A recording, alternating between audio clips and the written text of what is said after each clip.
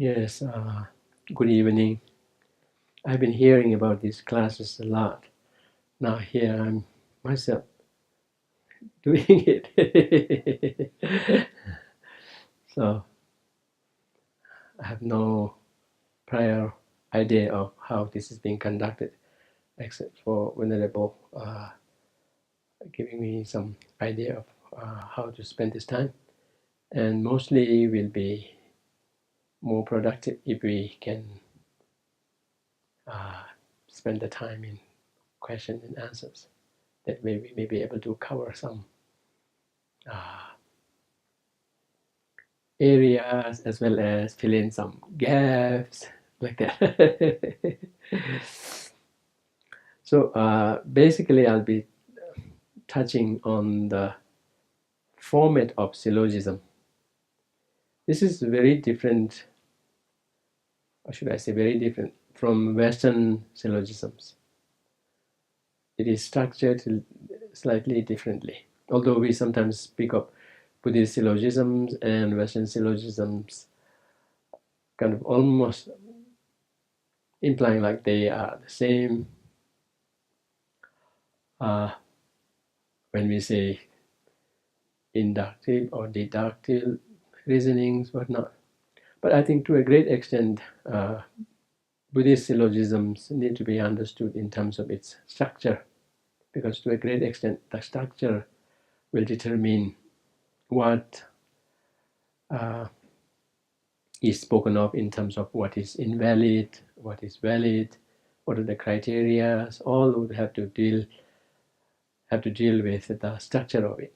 So generally, Buddhist syllogisms, irrespective of whether it is valid or not, has three main parts, right? The first is called subject, and let's now call the middle one predicate, and then the last one reasoning. So just to give you an example, it would be like this. Consider the mountain pass up there. That's the subject. Consider that mountain pass up there, right? Or rather, consider that smoky mountain pass up there. It has fire because it has smoke. So here, what we are establishing is we are establishing not something is, but something has. That smoky mountain up there has fire because there is smoke. So, see, in any debate using syllogisms, of course, later on one person would be both the one who asks the question, or rather the one who defends and who the challenger and the defender both. So when one becomes quite used to the syllogisms, then one could be the same. One could be challenging, and one could be the challenged. So one on one side, one would be taking a particular position, and then one could challenge oneself. But usually we would have a challenger and a challenged.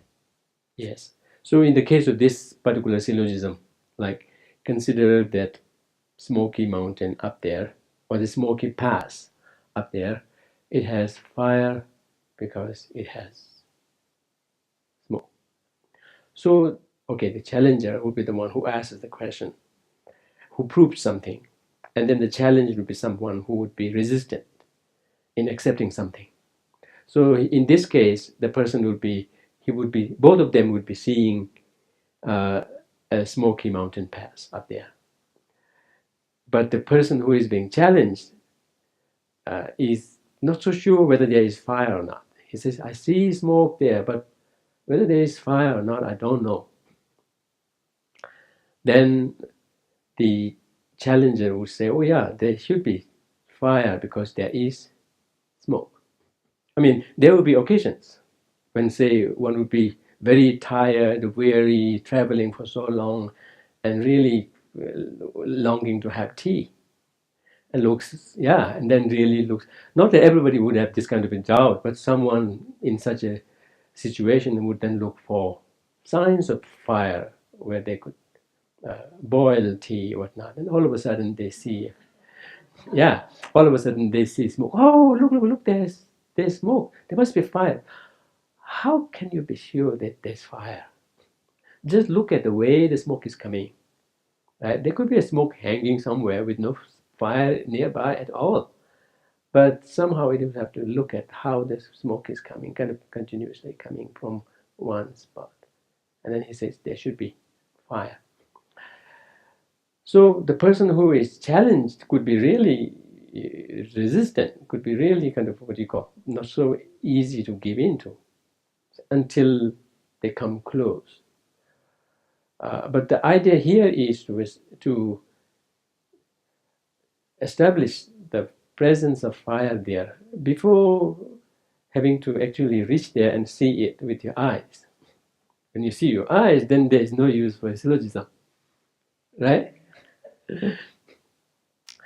So in between, while going, it should be, because look at where the smoke is coming and whatnot, and then wherever there is smoke, there should necessarily be fire, because if there is no fire, there can be smoke. So somehow there is this relationship that needs to be worked out.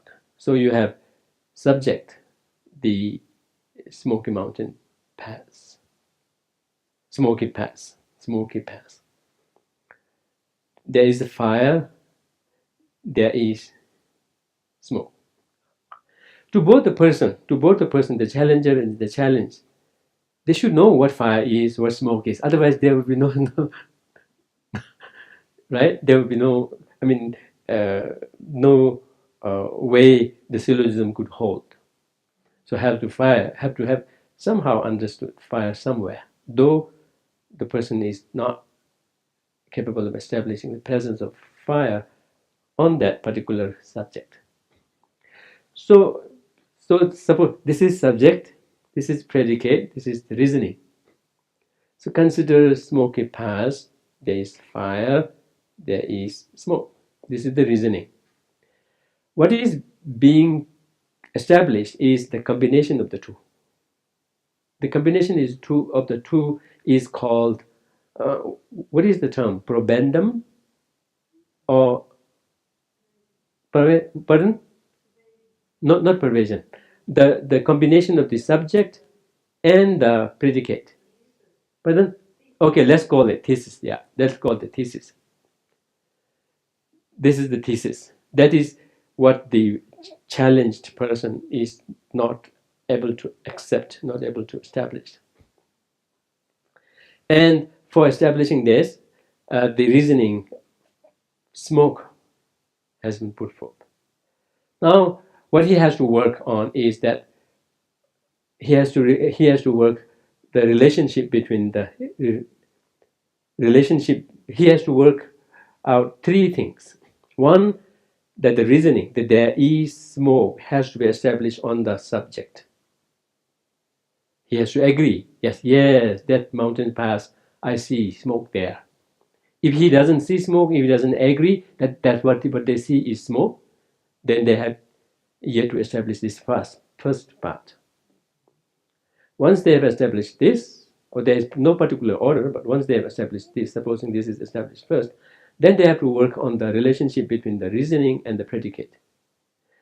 The relationship should go both ways, except from the reasoning to the predicate, it's what you call chesudoa. One is reverse perversion, forward. Yes. And counter. Okay. The forward perversion means wherever there is smoke, there should be fire. That's the forward perversion, forward entailment, forward perversion. Perversion. And then the counter perversion is wherever there is no fire, there is necessarily no smoke. Already we can raise some questions, some problems here, but I will not volunteer here.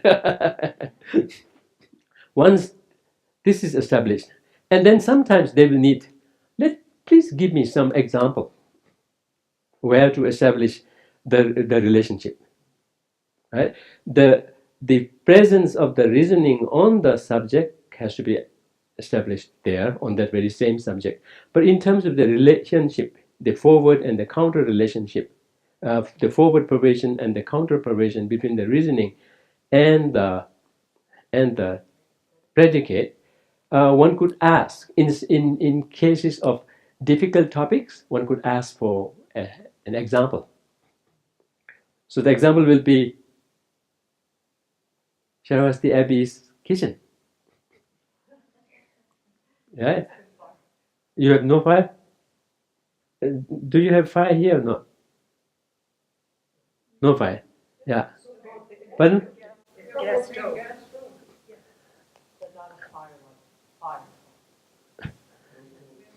Well, we already have a topic here. Right? What is fire? Does this gas, right? Does it have smoke? No? Then maybe.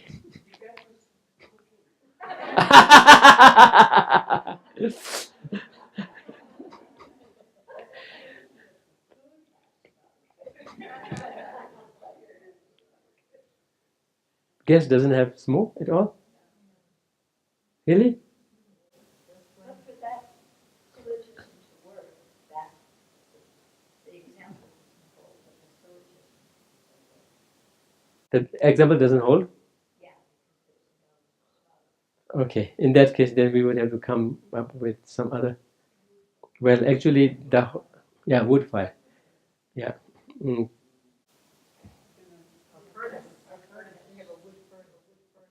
Okay, yes, please.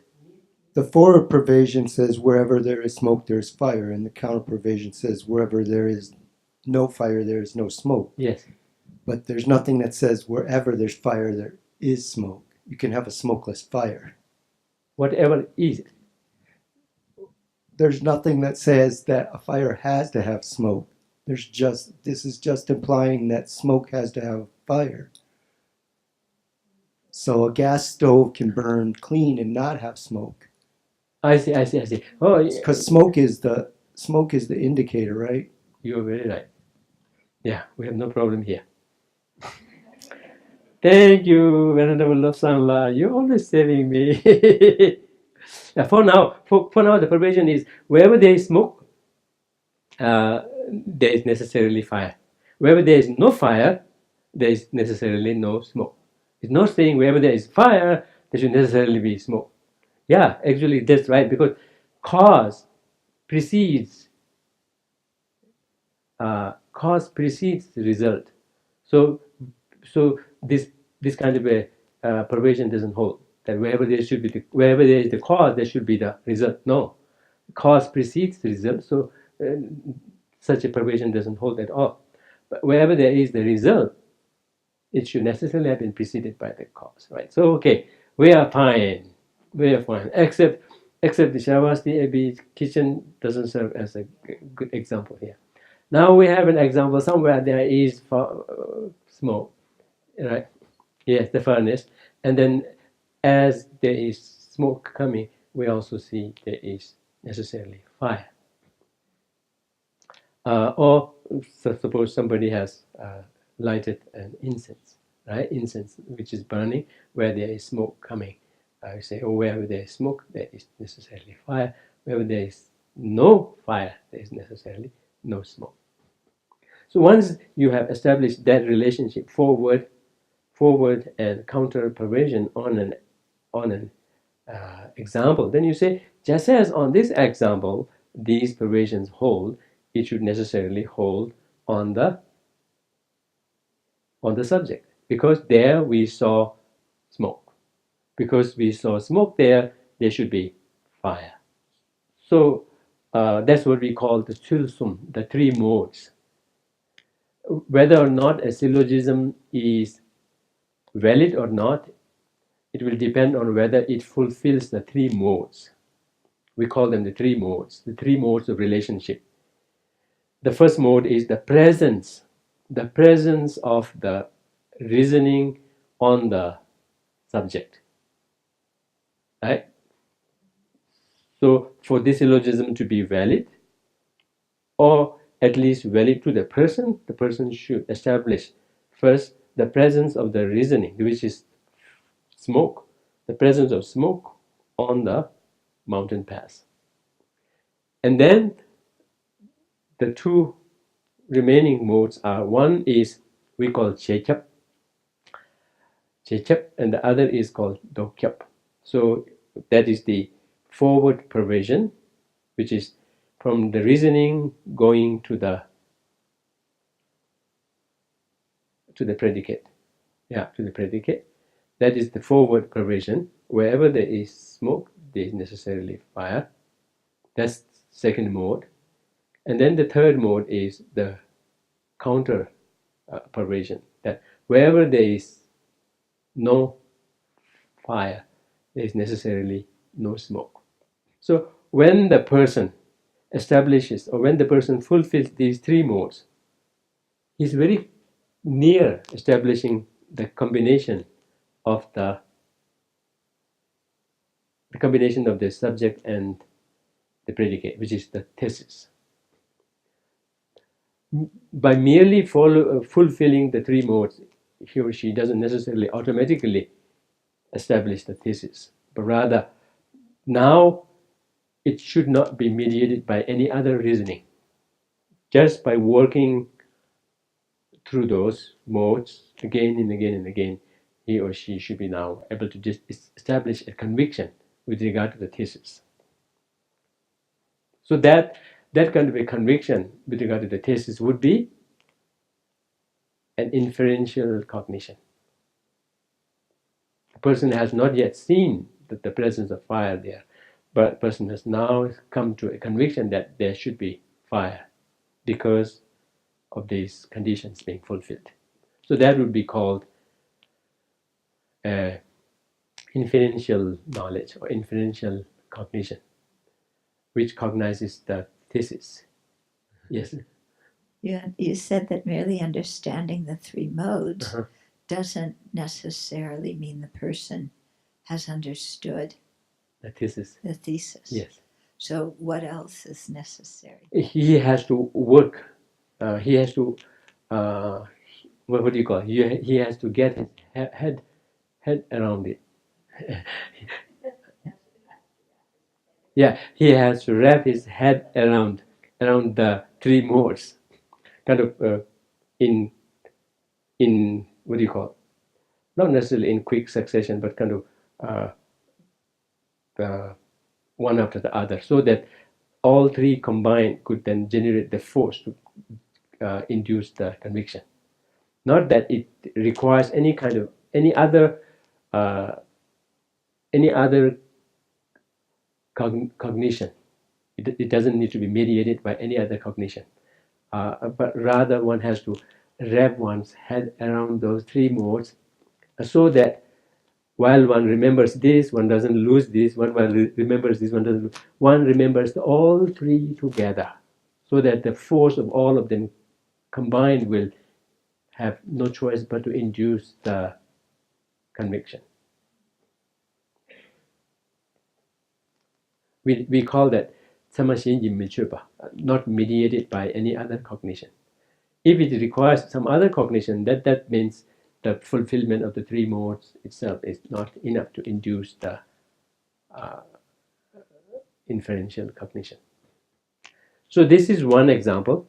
Here you have an effect as the reasoning, smoke, and cause as the predicate. So the relationship between the reasoning and the predicate is causal, right? Causal, right? So that's why such a syllogism is called a valid cognition of causation. Yeah. Deta yanda. I mean, literally it means a valid cognition with an effect as the reasoning, with an effect or with a result as a reasoning, which means with a result in relation to what you have as the predicate. In relation to the predicate, what you have as the reasoning is the effect. So such a syllogism is called a valid, supposing it is a valid syllogism, then we call it is a valid syllogism with a result or an effect as the reasoning. Now another syllogism, I'll just present three main syllogisms and then I open the session for questions and answers. That will be better. Now another syllogism is, consider this rounded, capable of holding water container. Yes, tonder shapshum chujo gidunjunba. Tonder shapshum, not flat. Is it flat? Okay, flat bottomed, bulbous bellied water holder. Consider this flat bottomed, bulbous bellied water holder. So one doesn't know what to call it. So that's why it is referring to this by way of its shape, whatnot. Consider this flat bottomed, bulbous bellied. It is not bulbous bellied, but the vase we're talking of is a bulbous bellied, flat bottomed, bulbous bellied water holder. Yeah. Consider this flat bottomed, bulbous bellied water holder. This this is a vase.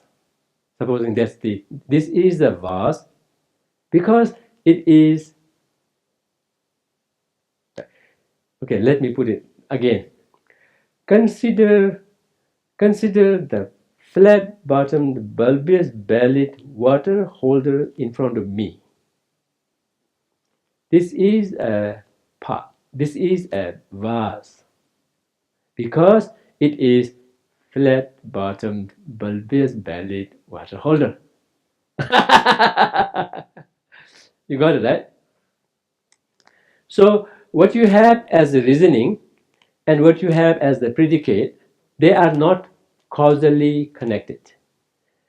A flat-bottomed, bulbous-bellied water holder and a vase are not cause and effect, but they are of same entity. They are of one entity. And what you have as the subject is a particular instance of such a shaped water holder in front of us. So, to whom this reasoning is put forth is someone who has a doubt whether or not the water holder in front of them is a vase or not. Right? Do you say vase?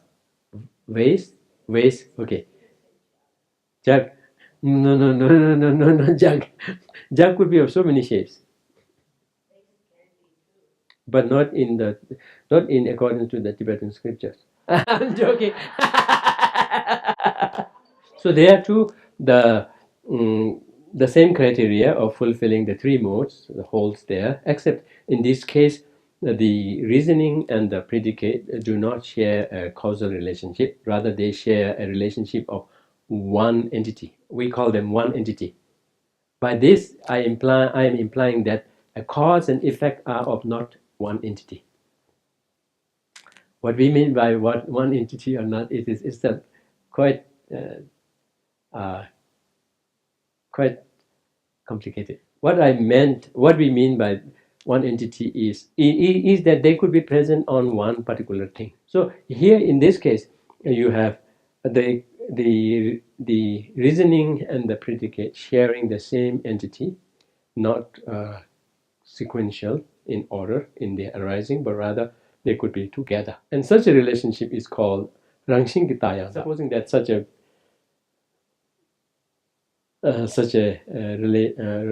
syllogism is valid, then this kind of syllogism is called valid cognition with same entity phenomena as the reasoning.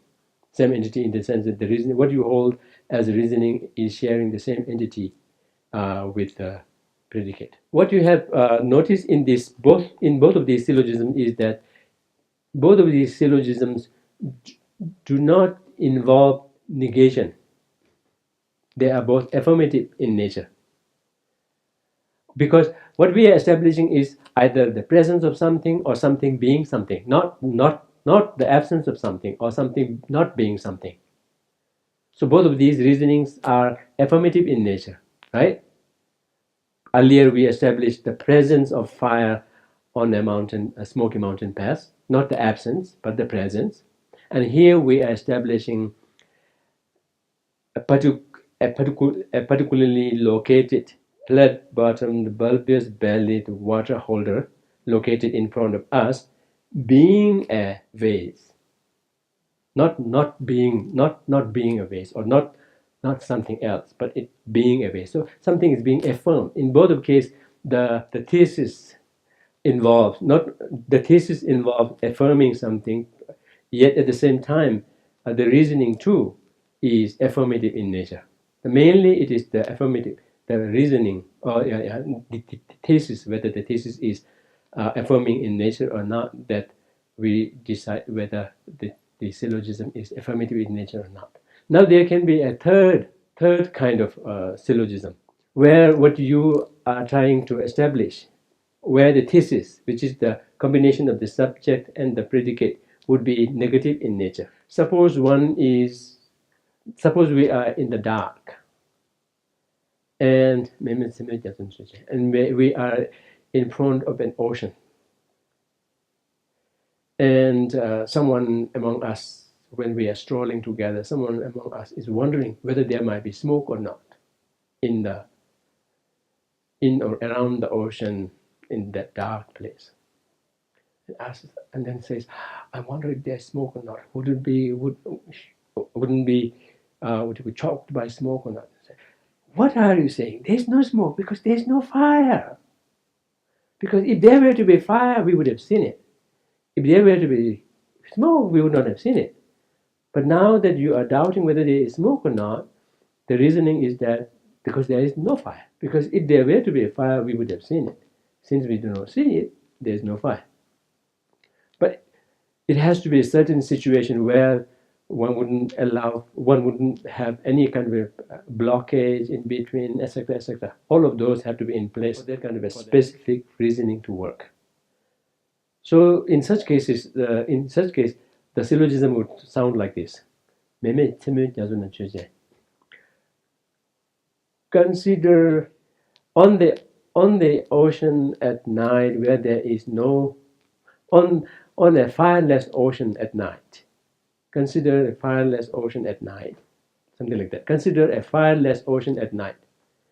There is no smoke because there is no fire, right? So here, what would be the thesis? A fireless ocean has no smoke.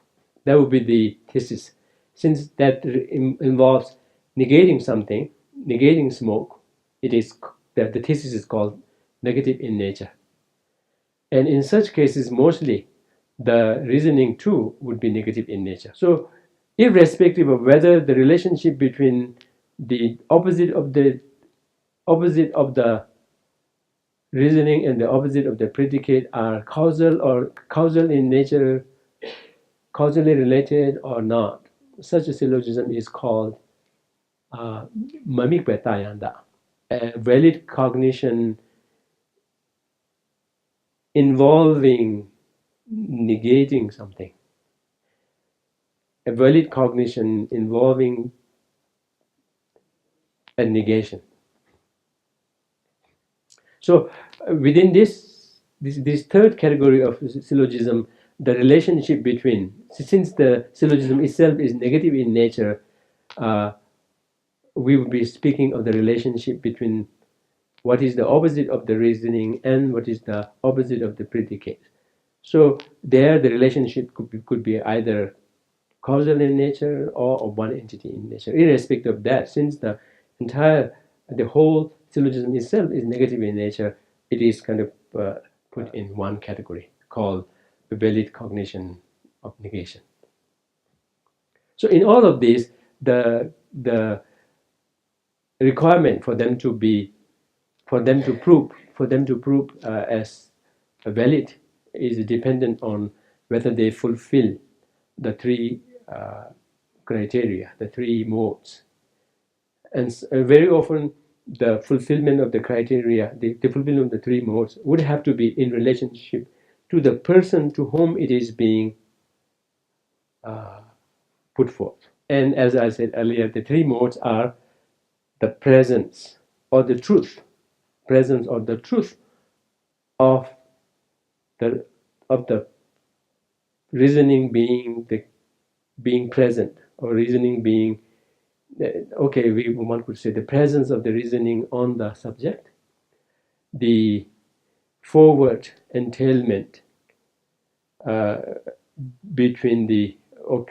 the reasoning to the predicate, and the counter entailment from the predicate to the reasoning. And then very often there will be an example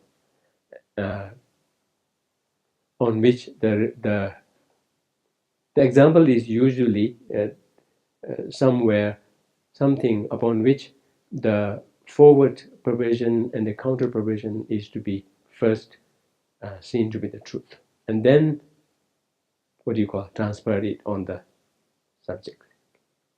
That's how those are called the three modes of reasoning, and they have to be fulfilled. Depending on whether they are fulfilled or not, then one would consider the syllogism as valid or non-valid. Now here, what is different than Western syllogism is, in Western syllogism you don't have something called the subject separate from the predicate. Sometimes it is just two lines. All apples are red in color. This should be red in color because this is apple. This is red in color, right? So something like this. So that would be the case of a deductive. And inductive would be from this is red, this is apple, all apples are red. Something like that. That's how you work it inductively. Deductive reasonings are technically, deductive reasonings should always be true,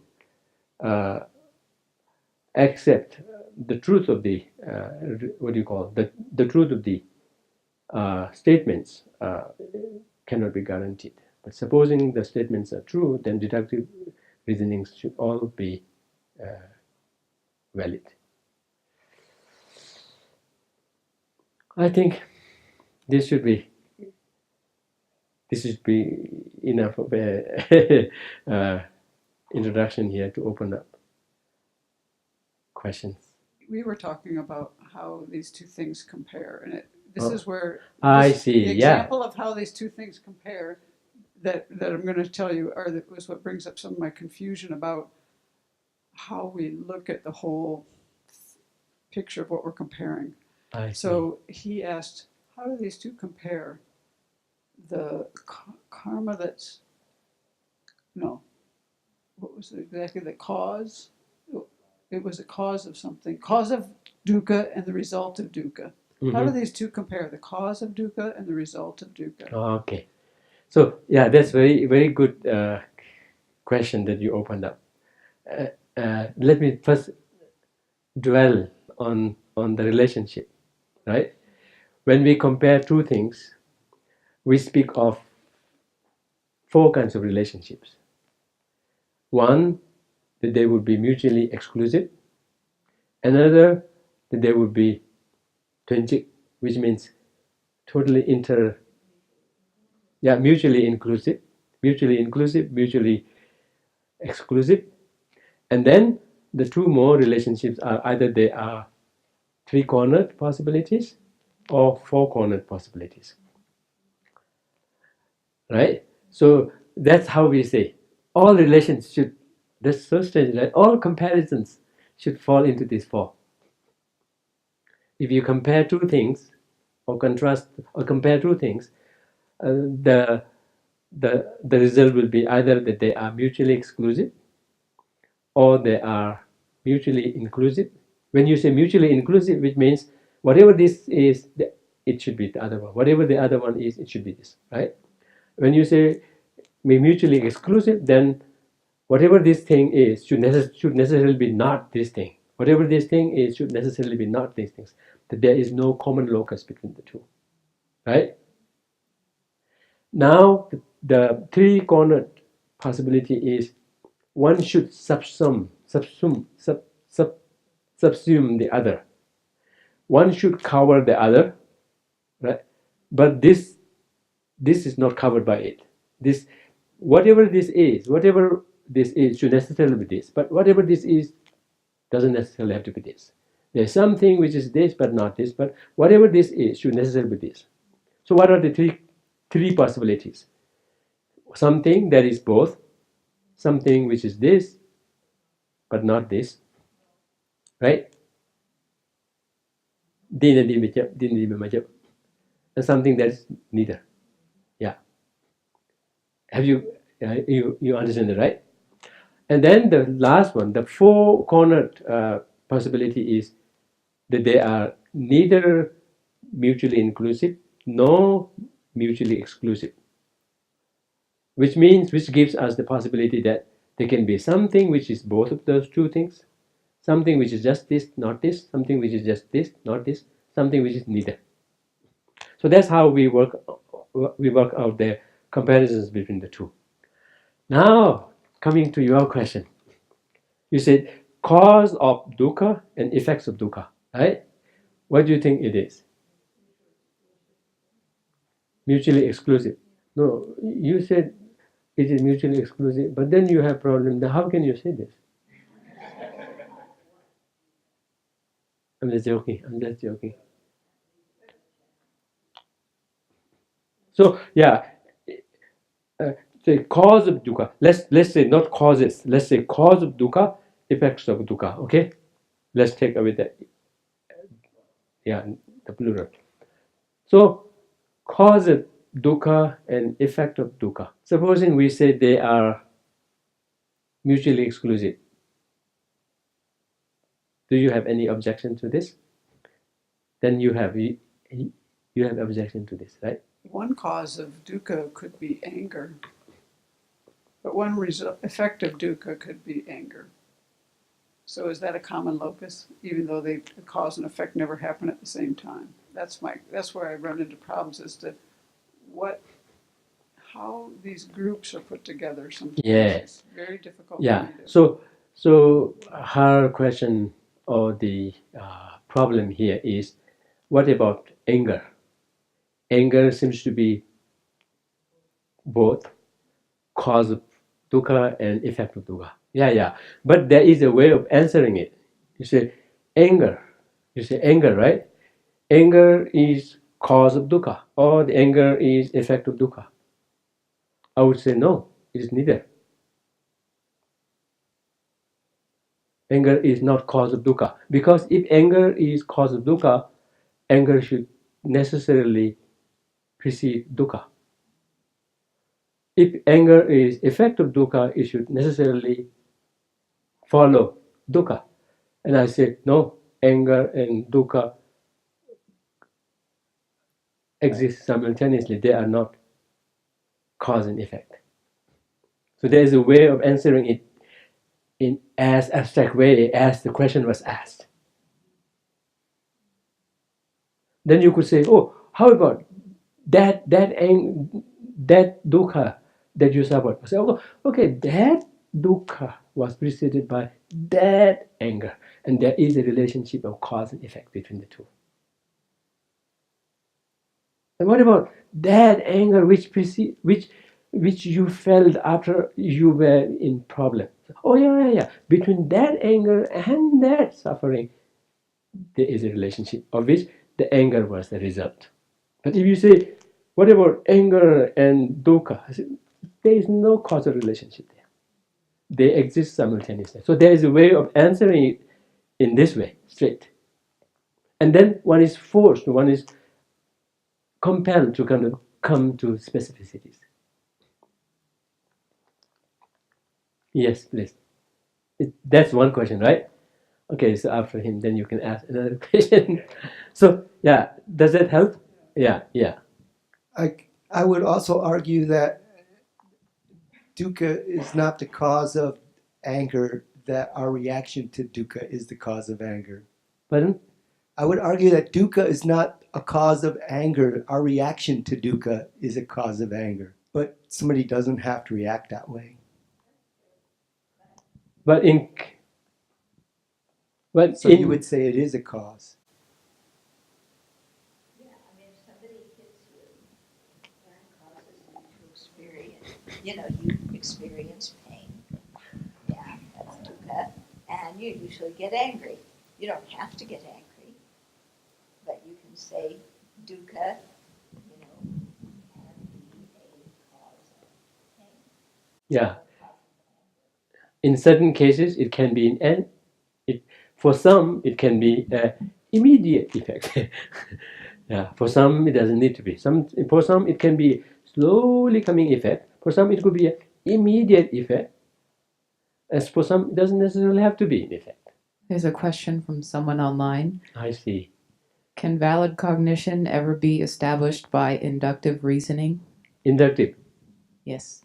Inductive. Yes. One can have a working cognition, working understanding based on inductive reasonings. But inductive reasonings, whatever understanding or assumption that one generates from that, I think cannot be called valid cognition. Although we may have to really work in detail as to what we actually mean by inductive and deductive, compare them and study them thoroughly. But in general, what is inductive in nature is not capable of generating valid cognition in the sense that whatever kind of a assumption or understanding we generate based on inductive reasonings would not be watertight understandings. It can be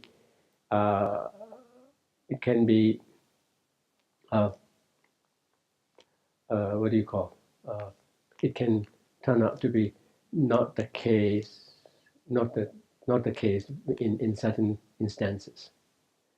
So inductive reasonings generate some kind of general understanding, general assumption, general understanding, which is mostly the kind of understanding, kind of cognition. I don't know whether to call them cognition or not, but kind of understanding, kind of a cognition, that kind of we lead our life by. But those are not necessarily purely 100% reliable cognitions.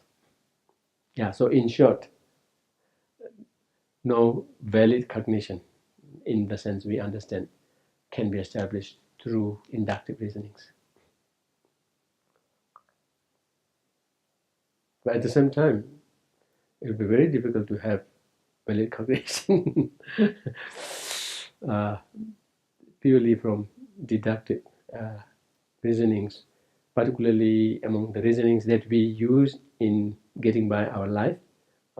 Many of them, or most of them, would not fulfill the criteria of a valid cognition or deductive reasoning. Yes. Like I said, I still haven't phrased it as a syllogism, but maybe you could help put together Tathagata and the Buddha as a syllogism. Mm-hmm. I would like to do the Buddha because I think that's a bit easier to find flaw in than a Buddha. Right? The Buddha, Well, the historical Buddha. Right. The historical Buddha and the Tathagata. Let's just do a Tathagata. Tathagata. just Tathagata and the Buddha. Yes. Yeah, Shakyamuni Buddha. Discipleship. Yeah. So, what do you think is the comparison? Comparison or I should just add the thesis. My thesis would be that Tathagata is a Buddha, but not necessarily the Buddha. I see. Okay, okay. Uh, yeah, you are right. Tathagata in general is a Buddha. It doesn't necessarily have to be the Buddha, the Shakyamuni Buddha. So there can be so many Buddhas who are all Tathagatas, but not all Buddhas are the Buddha Shakyamuni. So consider, so you're asking for a syllogism. Okay. Consider Buddha Amitabha. He is a Tathagata because he has fully eliminated both the obstructions to liberation and omniscience. Consider Buddha Amitabha, or you say consider Amitabha. Don't even call Buddha. Consider Amitabha. What about Mr. Amitabha? From Spokane. Okay, I think it's better. We better stick to consider Buddha Amitabha. He is Tathagata because he has eliminated both the obstructions to liberation and omniscience. By the way, what do we mean by Tathagata? Tathagata and Tishinshekwa, Devarashekwa. Tishinshekwa. Tathagata and Devarashekwa is Sugata. Sugata. Okay. Yeah. By the way, the epithet Tathagata means someone who has Tishinshekwa, someone who has surpassed, someone who has transcended, someone who has tread the path as someone before. Yeah, traversed. Someone who has traversed the path as someone before him. Someone who has completely traversed the path as someone before him. So basically that means someone who has become Buddha. So in terms of the relationship, it is three corners, right? The Buddha is a Tathagata. Not all Tathagatas are the Shakyamuni Buddha. Yes, but in terms of syllogism, there would be like that. Consider Buddha Amitabha. He is Tathagata because he has completely eliminated both the obstructions of liberation and omniscience. I have a few questions about this syllogism that we studied in Nagarjuna's Precious Garland. I see. You know, the subject, the person, and the aggregates do not exist inherently because they are dependent arisings. Yeah, and it said that this is a syllogism for someone who has already realized emptiness. So why is that? And if you've already realized emptiness, why do you still need to meditate on this syllogism? And then I have another question, but related to this, but maybe you can start with the first. So this is the subject, the person, and the aggregates do not exist inherently because they are dependent arisings. Yeah, Shilam Namsun. Subject? Person and the aggregates Mm-hmm. do not exist inherently. Then the reason is because they are dependent arisings. I see. And you were told that the person to whom it is being established should necessarily have first understood. No. At the same. Did you say? So the difference is that you must first establish emptiness on the basis of the person and then later the aggregates? Or yeah, I have. Should I just read it? Yeah. Okay. So he says this syllogism combines the person and the aggregates as the subject. However, when we initially establish emptiness, we do so first on the basis of the person Yeah. and later the aggregates. Yes. Only after realizing emptiness can these two together be the subject of a syllogism. So this syllogism is not meant for initial meditators. It presupposes that the meditator has already realized emptiness. I see. In that case, then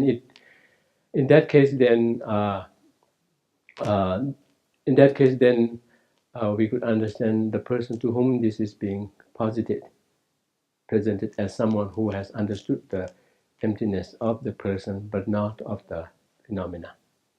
And thus for him, the emptiness of the person and the phenomena both being inherently existent is something, lacking inherent existence is something that he still has to figure out, although he has figured out the lack of inherent existence of the phenomena, but not of the person, but not the phenomena. Thus, the combined subject is not something upon which the lack of inherent existence has been established.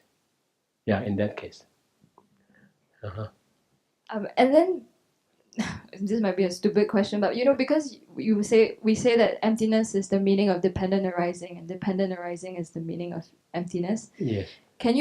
Is it the same for the syllogism if you reverse the reasoning and the predicate?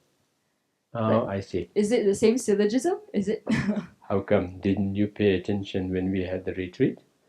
Oh, you said that one implies the other. So it is no. So it is very clear you didn't pay attention. Oh at no! the time. I checked my notes. I promise.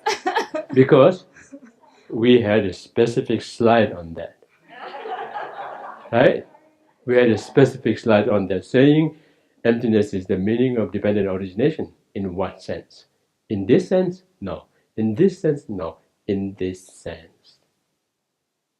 Go back to the slide, find it out.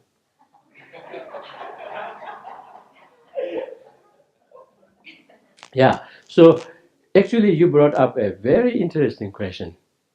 You said usually people go saying, oh, the main thing to understand is to understand emptiness and dependent origination as almost interchangeable, right?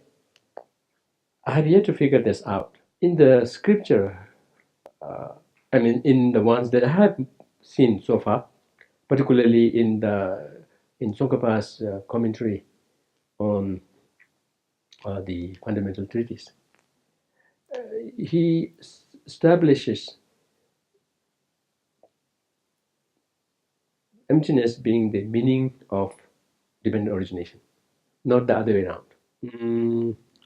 Well, that's the problem here. What I'm saying is, I have heard this also, but I haven't yet come across, say, in the writings of Tsongkhapa himself. So I'm kind of doubting it. Yeah, because even in the three principle, there is. Do we have it here or not? It's in another text. Is it in the blue book? Pardon? Thank you. Okay. Yeah.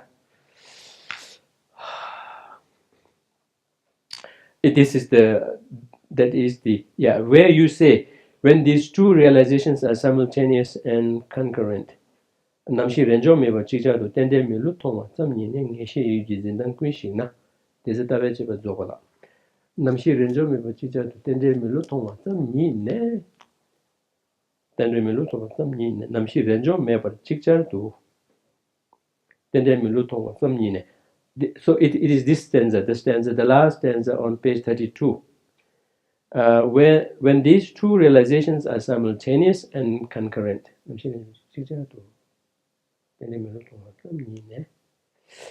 From the mere side of infallible dependent origination arising comes definite knowledge which completely destroys all modes of mental grasping at that time. So it goes one way. Right? By seeing dependent origination, if you could, right then and there, without anything else mediating, could establish the lack of inherent existence, then the analysis would be complete. It only explained that way. Oh, the next paragraph is very different. Yeah, the next paragraph is very different. In addition, appearance clears away extreme of inherent existence. Emptiness clears away extreme of non-existence. When you understand the arising of cause and effect from the viewpoint of emptiness, this is where we differ in our translation. I pointed out last year, I did, because in the translation, in the Tibetan, how it sounds is, when you understand emptiness to be the cause and effect. When you understand emptiness both as cause and effect. Yeah, it is permanent. But here, cause and effect, you remember when I explained that, at least from my understanding, cause and effect not in the sense of production, but cause and effect in the sense of reason and the reasoned. I use that term, reason and the reasoned. When emptiness serves as the reason to reason out dependent origination, and when emptiness serves as the reasoned with dependent origination as the reason. When emptiness and dependent origination serve as reason and reasoned mutually, that's when one would have understood. Yeah, that's when one would have understood it to the point that now one will not be captivated by any of the extremes.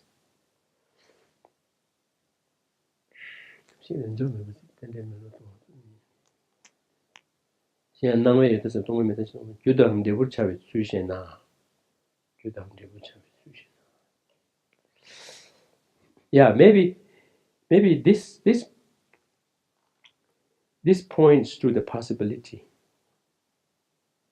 But anyway, it was very clear, right? In the previous one, in that it shows the relationship on one way. Yeah. And how I understand this next stanza is that when you understand emptiness and the dependent origination in such a way that by reason of things being lacking inherently existence, you kind of go, of course they should be inherently lacking inherently existence because they are dependently arising. And then when you confront something as being dependently arising, we say, of course they are dependently arising because they are empty of inherent existence. When emptiness and dependent origination kind of become mutually reinforcing each other, then such an understanding is strong beyond any danger of being captivated by any of the two extremes. So, yeah. Yes. So, meaning in that sense, meaning not in the sense like that of the vase and the other, yeah, but because this is very clearly specified in Tsongkhapa's commentary on the fundamental treatise, where he says, what does this emptiness being the meaning of dependent origination means? Then he says, it is neither this, but this. But this, where we say that it is by understanding dependent origination to the point that the mere reflection on things being dependent origination should be enough without any mediation needed to generate a sense of their lack of inherent existence. And this is an area we need to stress, we need to focus and strive, so that in the next life, without having to be led through the top, the hard teachings, because both between the two, usually between the two, the dependent origination and emptiness, between the two, we are likely to come across dependent origination more. Because people could be, right? We are likely to come across dependent origination more.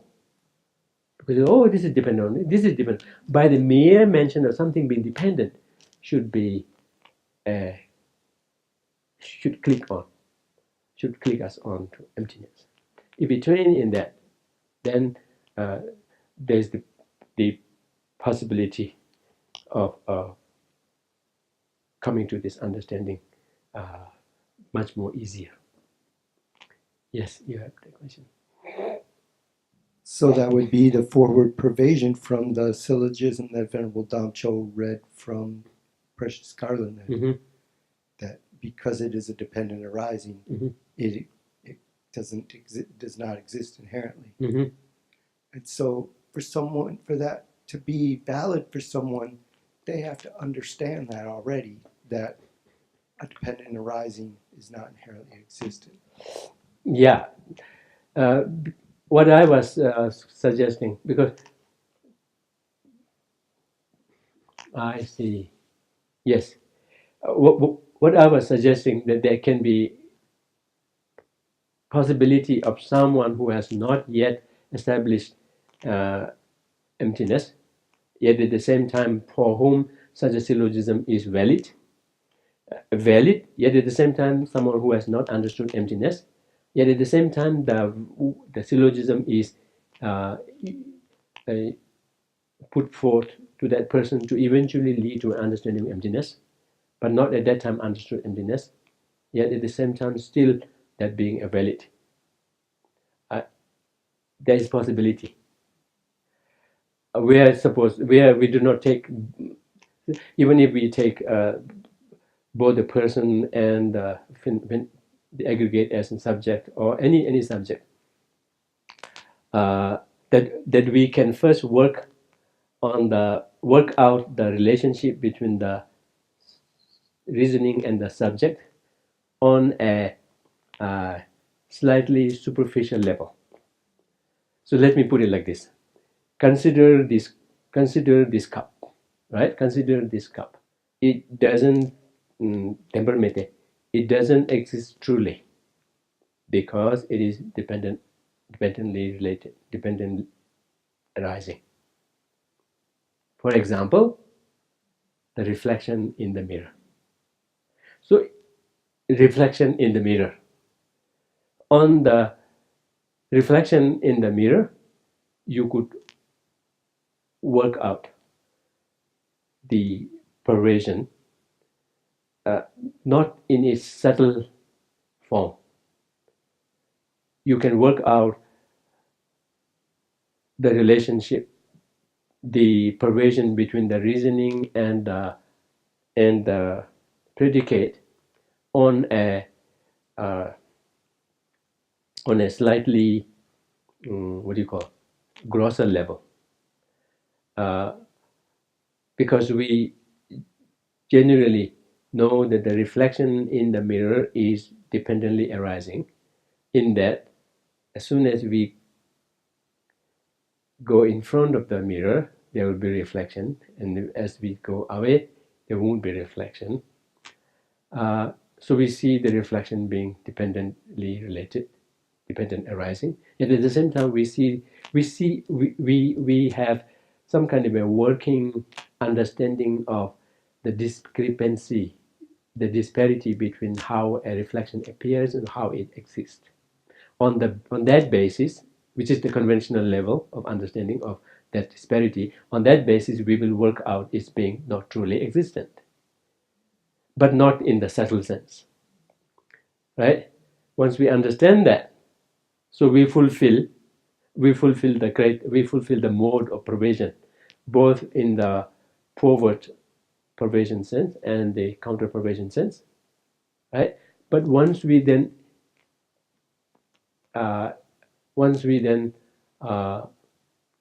transfer that on the subject, which is not as illusory a subject as a reflection in the mirror, then when we work that relationship, when we work out the three modes on the subject matter, then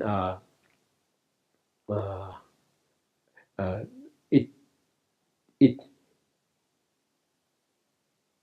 almost naturally takes one into working out that relationship at a subtler level. So that's how as a syllogism, it will work on a more superficial level. Then when it is transferred, applied to the subject matter, it would take that twist. So usually we say that. So even someone who has not yet understood the lack of inherent existence or lack of true existence. Yeah, the syllogism would read. A reflection in the mirror is a dependent arising. No, the syllogism would read, consider this cup.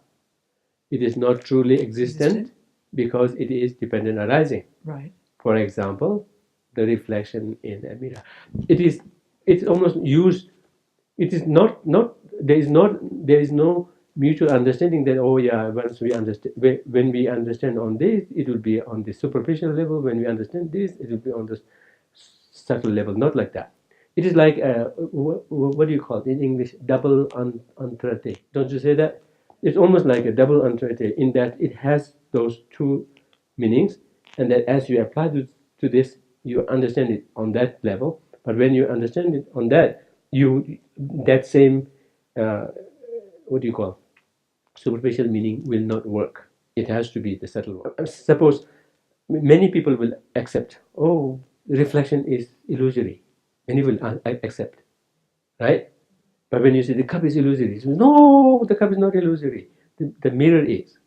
So right then and there, the mirror or the reflection in the mirror is, or the rainbow is, or the reflection in the water is, but not the cup. Because right then and there, when you say illusory, it takes that meaning. There's a follow-up question from the same person online who asked earlier about the smoke and the fire. Yeah. He says, how is there pervasion if there is smoke? There necessarily is fire established except by induction. So he's saying that it's an inductive process to I conclude see. Yeah. The relationship. Yeah. What was the question, please? How is the pervasion, if there is smoke, there necessarily is fire, established except by induction? Yes, that is that problem that I said I must have had some difficulty. Now, so the question is, how can you establish the fact? How can you establish this perversion that wherever there is smoke, there is necessarily fire? What if tomorrow turns out that there's smoke and there's no fire at all? That kind of a question, that kind of a doubt is being raised here. So now how am I supposed to kind of talk it out, right? So here we speak of, that's where I have some difficulty. Here we say such a relationship is to be established on the basis of the relationship between cause and effect. There is a relationship, the cause and effect has a relationship of incontrovertibility. Is that right? Does it sound right? There is a relationship of incontrovertibility. One has to establish that ตัวเมตาท่าเดเมดอกเตอร์กิตัวดอกตัวเมตัวเมเลชุงชิเมด yeah. So that means one has to first understand the relationship between cause and effect. The relationship what do you call moves from the result to the cause. We say the result has come from the cause, and even the cause is not there, there will not be the result. But it is not just if it is not there, it is even more forceful than that. It's saying in the event or in Dr. Ki, by the mere fact that the cause is not there, the result will not be there. That whatever smoke there is has followed from a fire, and that the moment, in the event or the moment the fire ceases, or fire is reverted, or fire ceases, right then the the result would be necessarily what do you call necessarily pardon? Yeah, there would be no smoke. So if we speak of the relationship between the so is the case with the relationship between a particular and a universal. Except in the case of particular and a universal, there is no relationship of one coming from the other, but they share one entity in such a way that if the universal is not there, there is no way for the particular to be there. So there is a relationship of incontrovertibility going one way. Likewise, we establish the relationship of incontrovertibility going one way in the case of a cause and effect. And if we want to establish more, we could say, then if we want to expand it, we could say, oh, take the case of this smoke, take the case of this smoke, take the case of this smoke. Invariably, it is connected to a prior causal fire. If it weren't there, this wouldn't have happened. So we would establish that on any kind of instance of smoke or any kind of instance of fire. By instance, we do not mean a fire somewhere, but we would say this fire, this fire, this fire. We would attach the term to everyone, and likewise attach that term smoke, this smoke, that smoke, that smoke, and they just come up with any kind of smoke, anything attached with smoke to it, it would have necessarily followed from its own prior, its own causal fire, and then in the event that fire hadn't been there, it would not have been there. So that way we've established the incontrovertibility. Based on that, then we establish that it is not inductive. I can see why you say inductive, because you say, what if tomorrow there were to be a smoke that doesn't need any fire to produce it? We say, no, that cannot happen, because look at the relationship between the two. There is a bond of incontrovertibility going one way. So that's what I would say. Yes.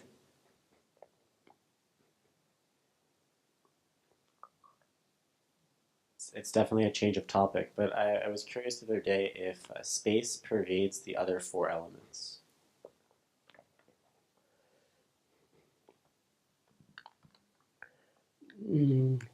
When you say pervade, in what sense? When you say spatially pervade, because earlier when we were saying pervasion, right? Pervade means whatever is this should necessarily be this. In that sense, wherever this is there should necessarily be space. So in that respect, we can say in respect of the second one, we can almost say. By the way, you know, in Buddhism we speak of two types of space to complicate the situation: compounded space and uncompounded space. Compounded space is the vacuity, and this vacuity, and that is compounded. We can squeeze the vacuity, we could lessen it, increase it, right? Suppose that here's the vacuity, and then when we bring in things, it will be replaced. Not that we transport that vacuity to somewhere, right? When we bring things, the vacuity kind of really blows up the room, and then it becomes the roof change. No, it doesn't. Right? It will be replaced. That's a compounded space. Maybe we understand space differently, I think, in the West, and or maybe not. But what I think you're speaking of space seems to be the vacuity, but in some cases even more than that, because you speak in science, they speak of space bending. Space bending, right? Bending, yeah, space bending, which is, I don't know. But the other space that we are speaking of is uncompounded. That is more interesting. We say it is always it always accompanies vacuity. By the way, it is interesting to understand the relationship between compounded and uncompounded thing. Uncompounded thing necessarily has to accompany a compounded phenomena. Uncompounded thing necessarily has to have a compound base. So that means there are as many uncompounded phenomena as there are compounded phenomena, which means there are as many permanent things, permanent phenomena, as there are impermanent phenomena. But usually we tend to think that, oh, most of them are impermanent. There may be just one or two permanent things, right? But that's not the case from a Buddhist philosophy. We say just about every compounded phenomena should necessarily have uncompounded phenomena associated with it. Every compounded phenomena, uncompounded phenomena has to have a compounded base. So, what would be the compound base of the uncompounded space? The vacuity. The vacuity is the compound space. Now, in the vacuity, when you move things like this, it is not obstructed, right? It's not obstructed. Now, how should I go? It's not obstructed. So,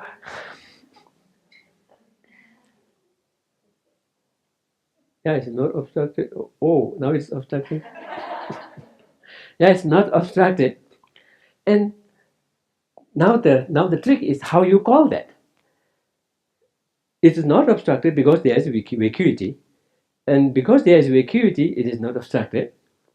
The aspect of its unobstructiveness, I don't know whether it is aspect or the factor.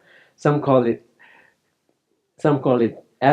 aspect, or some call it the factor. The factor of its unobstructedness, or the aspect of its unobstructedness, it is uncompounded. But when the vacuity is gone, the unobstructiveness of it is also gone. So when we say permanent, or the uncompounded, when we say, we even use the term takpa, which is usually translated as permanent. Permanent things do not have to be permanent. Permanent things do not have to be permanent.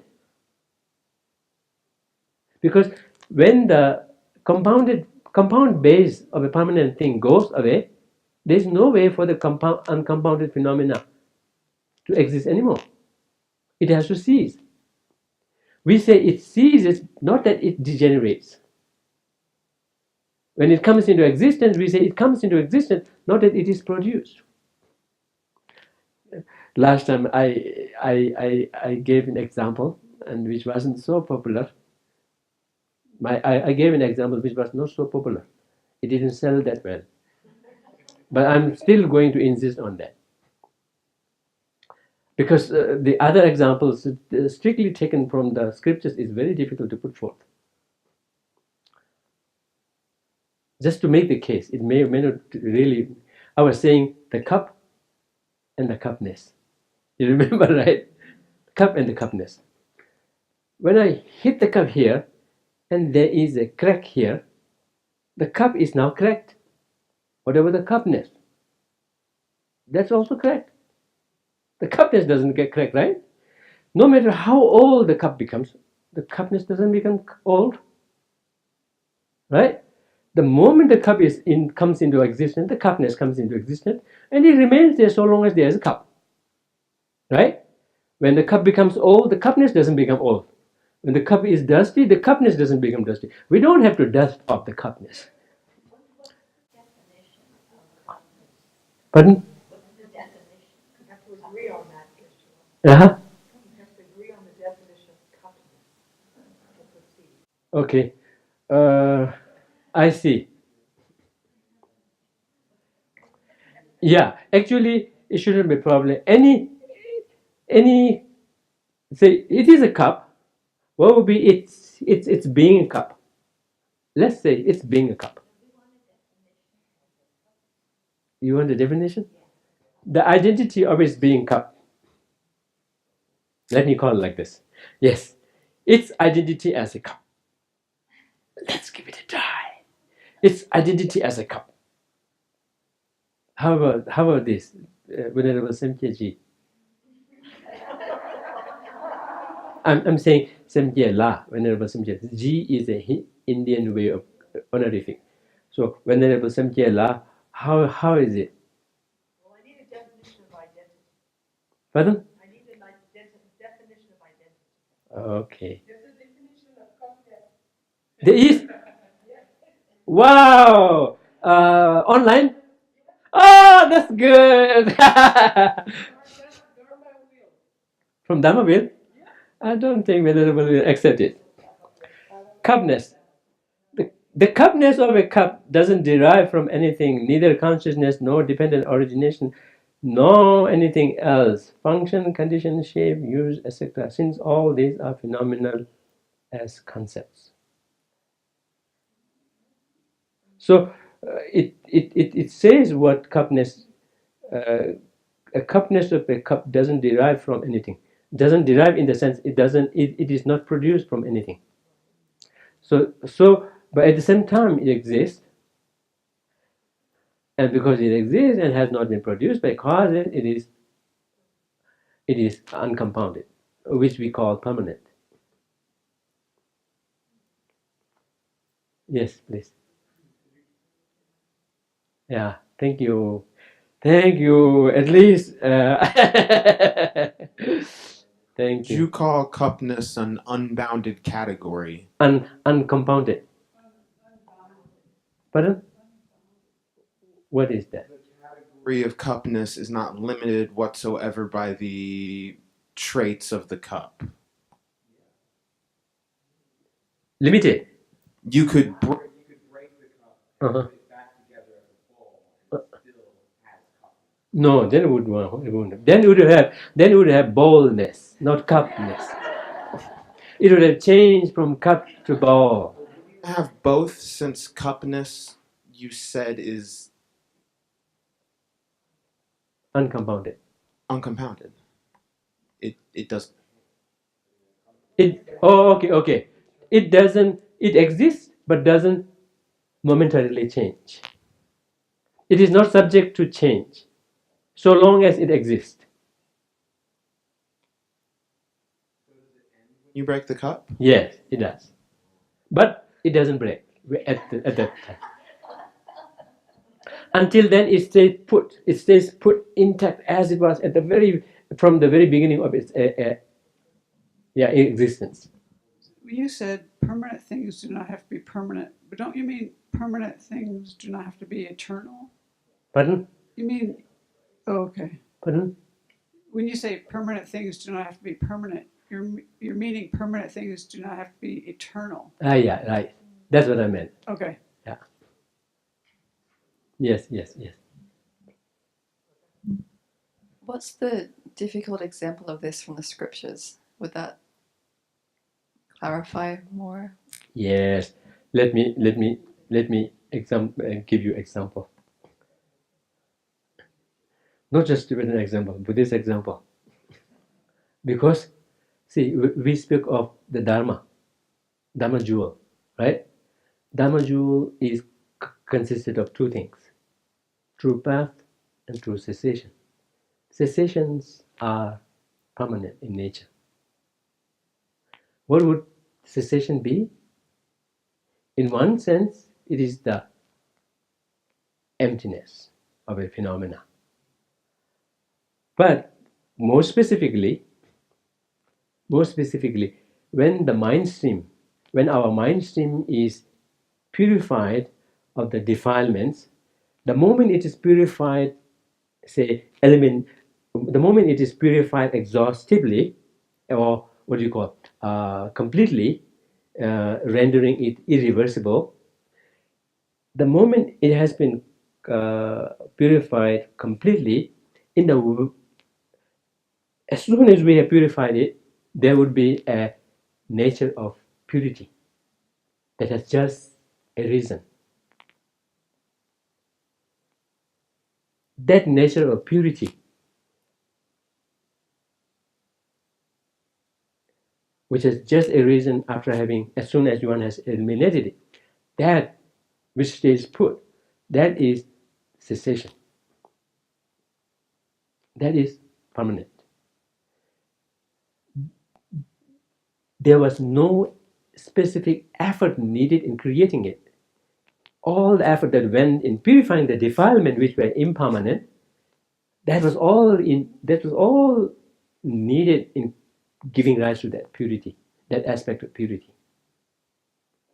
Likewise, we can speak of a similar kind of a permanence when we wash the dish, when we wash our clothes. When the dirts are gone, in the wake of their being gone, there will be a state of their absence. Yeah, so many permanent things. Are so many, but permanent things, no matter however you bang at them, they don't break. But at the same time, we should not bang things, because the one that we bang are the impermanent things, and they break. Along with that, then the permanent things go away. Yes. I see what you're trying to get us to understand is that permanent things don't have to be eternal. But I think the example, instead of cup and cupness, that helped me the most was one from that Purdue, the first book, where he talked about a book and the existence of a book.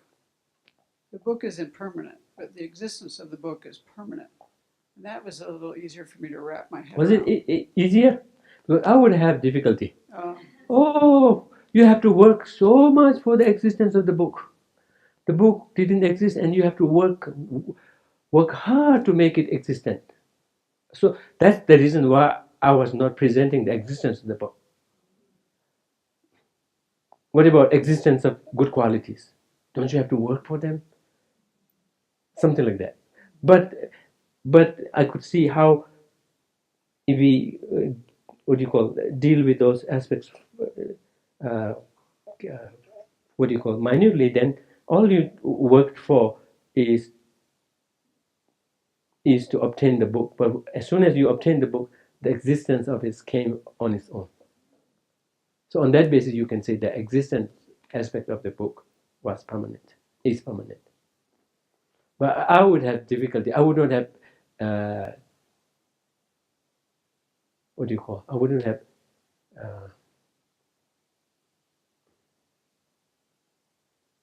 staked. I wouldn't have staked my presentation on permanence on that. That would be even more difficult to feel confident that it will sell. Yes, please. My greetings and salutations, Venerable Sir. I have another question related to language. Is classical Tibetan intelligible or understandable to modern Tibetan? And if for someone who is studying Tibetan, would you recommend them to learn modern Tibetan first, then classical Tibetan, or classical Tibetan first, then modern Tibetan? I see. By the way, what do you mean by modern Tibetan, classical Tibetan? The literary, the colloquial and literal, and literary. Yes. I see. Yeah, in the case of Tibetan, it's so strange. They are not as linked as you would think. So in a way, they could be almost studied independently. It's so strange. So one could go either way. It's not that linked. Yeah, that's one of the, I don't know, plus points or minus points. Yes. So yeah, I don't see them to be that linked. So one could go either way, I think. But in terms of in terms of usage, I think modern colloquial would be good to first understand, and then from there, then that can open pathway to even go into the classical. In some ways, that will come handy, I think. But otherwise, without being able to really colloquially communicate with someone, one could be well versed in literary Tibetan. Yeah. Yeah, you're welcome. Yes. Pardon? Yes, it depends on your purpose. Yes, it depends on your purpose. Yeah. Yeah, it depends on your purpose. If you want to really study the classical text, you want to just spend, lose no time in studying classical. But if you want to converse and mingle with the people, whatnot, then colloquial will be first. Yes, that's very true. Yeah. I was wondering how you would compare generating merit and purifying, because you were talking about removing the defilements to come to purity, which sounds like only purifying alone is enough to get to purity. You know? As much as it sounds like all you need to do is either just purify or just as much as it sounds like all you need to do is just purify, then the other thing will be taken care of. Or you think that, you just accumulate merit, right? Or you work on the positivities, and then the purification will be complete. But I think they are two things. They are linked, but I think they are two things. Like one could be working on purifying negativities, but not as much cultivating positivities. So like one could be working on, say, anger. Let's take anger. One can work on purifying anger, or working or addressing anger, not necessarily by cultivating love. I think there is a possibility to work at least to some extent, or maybe fully, not fully in the practical sense, but one could be working in negating something, but not building something. Whereas working on positivities will be like building something positive, and that would have the effect of undermining something, but that could not have been undermined as much unless you work in really undermining it. Yeah, so in the scriptures it very clearly specifies the two aspects. Sak, chang. Sak means accumulating or gathering, collecting. Chang is purifying. Pardon? Yeah, cleansing. But the two have pardon? I see. Well, not mutually exclusive. Let me say like this. Say you work on generating love towards someone, that would undermine your sense of animosity towards something. But when you specifically work on addressing the animosity, there could be a way by which you avoid generating love and compassion, but still work on it.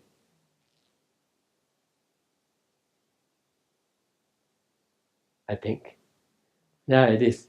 But in the scriptures, it definitely delineates or lists ways of doing this and ways of doing this, and the two has to go in tandem for having the most powerful effect. But nonetheless, one could be focusing on one, primarily focusing on one at one point, and then primarily focusing on another at another point. Yes.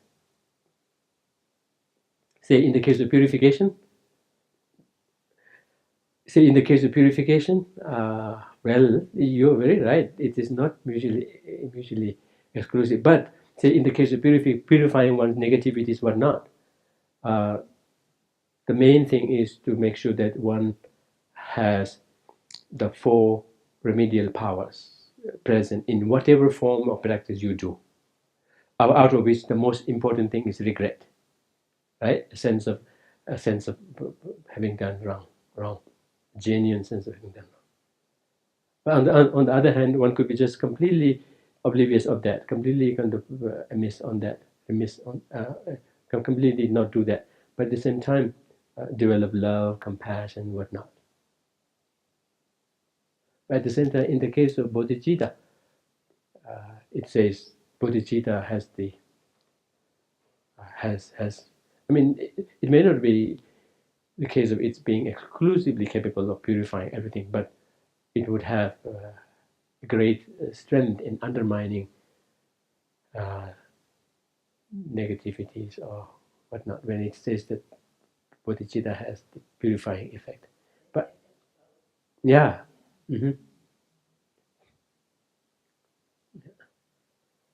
Yes, please. So how are we doing on time?